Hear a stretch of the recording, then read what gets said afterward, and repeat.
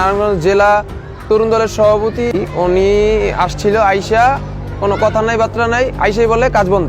কাজ বন্ধ, আমি বলছি কাজ বন্ধ মানি কারণ কি?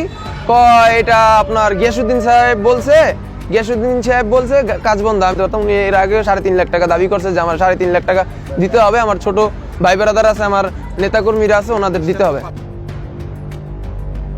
ব্যবসা, দেহ ব্যবসা আর কি, এরকম জিনিসের সাথে উনি জড়িত। কেমন উনি ওনাদের থেকে টাকা খায়, ইয়াস সাহেবের নাম নষ্ট করতেছে এবং মন্ত্রী গয়েশ্বর চন্দ্র রায় ওনার নাম যে এই যে নষ্ট করতেছে, এই যে এদের কি বহিষ্কার করা উচিত না?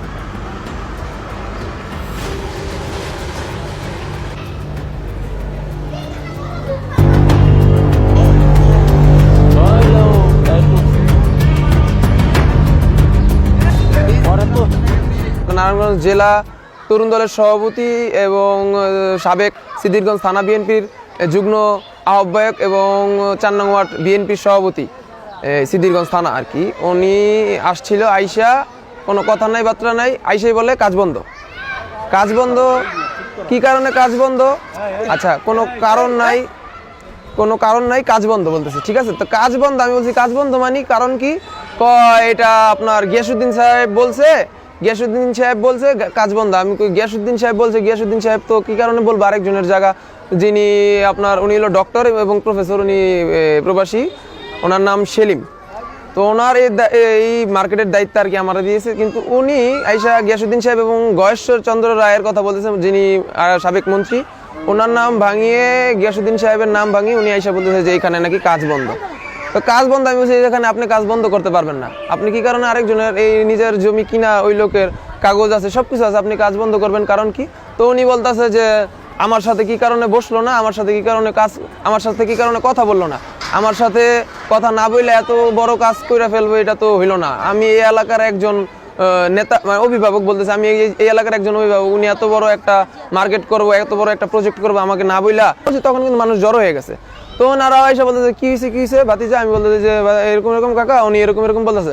তখন ওনার সাথে আর কি যে এই হিরাজিলের যারা ছিল, সিআই খোলার অনেক লোক ছিল, ওনারে আর কি জিজ্ঞাসা করা শুরু করলো। উনি তখন একটু ভয় পেয়ে গেল। তখন কি করলো, আমাদের সাবেক 1 নং ওয়ার্ড সিদ্দিরগঞ্জ থানা ছাত্র দলের সভাপতি, যিনি আমারই আর কি বড় ভাই, ওনারে আর কি ফোন দিয়ে বলো যে হীরা, তুই মাহবুব ওদের নিয়ে হিরাজিলের দিকে আয়, সিআই খোলার দিকে আয়।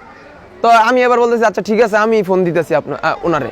তো ওনারে যখন ফোন দিছি, উনি বলতেছে যে ভাই আমরা এইগুলার ভিতরে কিছু জানি না, এইগুলার ভিতরে আমি নাই, তোর যা ইচ্ছা তুই কর, এবং আমি এইগুলা জানি না, আমার ফোন দিয়েছিল, আমি এগুলোর ভিতরে যাবো না। তা আমি বলছি যে আচ্ছা ঠিক আছে ভাই। এর ভিতরে উনি আমারে মনে করেন যে পারে না, মারবো ধরবো, আমার সাথে আর কি কুদাকুদি অবস্থা। এর আগে যখন এটার কাজ শুরু হয়েছে, তখন আপনার এটা হয়েছে কি, তখন এইখানে দায়িত্ব ছিল আজম আর হানিফ, 2 জন নামে। তো আজম হানিফ ওনারা হইলো আপনার এই এলাকায়, আজম ভাই যে আছে উনি একটু মুরব্বী টাইপের, ওনারা মানে ভয় এত আর কি, যে এত বড় নেতার সাথে কথাবার্তা বলবো। তো হানিফ যে উনি এই এলাকায় আর কি স্থানীয় না, উনি এখানে আর কি কাজকুজ করে। তো ওনারা 2 জন যে দায়িত্ব দিয়েছে সেলিম সাহেব, ওনাদের 2 জন আইসা বলতেছে যে কিরে এই জায়গায় যে কাজ করছ, আমার কিছু জানাইছস?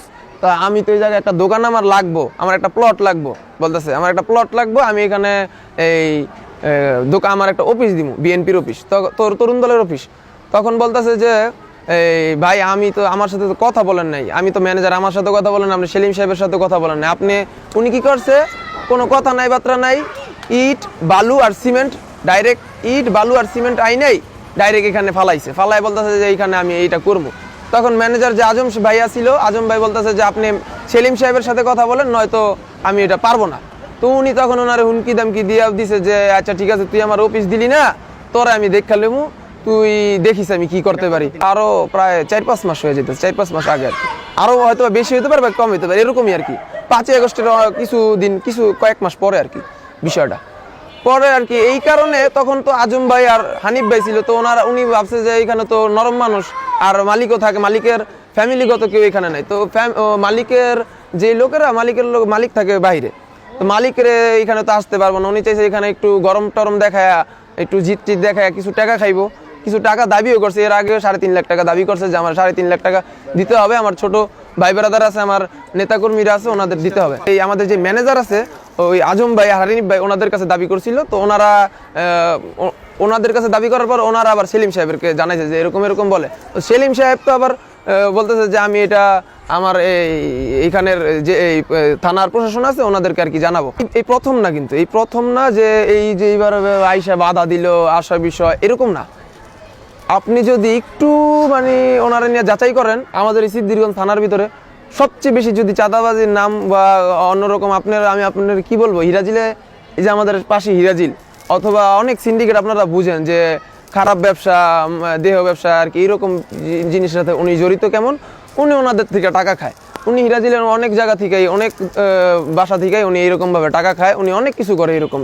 তো উনি এইসব জিনিস যে করে দলের নাম নষ্ট করতেছে, গিয়াস সাহেবের নাম নষ্ট করতেছে। এবং আরেক যেমন যে উনি মন্ত্রী গয়েশ্বর চন্দ্র রায়, ওনার নাম যে এই যে নষ্ট করতেছে, এই যে এদের কি বহিষ্কার করা উচিত না?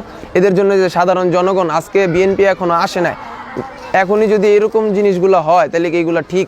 মানুষের কাছে কি ওরা মানে বিএনপি কি আর চান্স পাবে?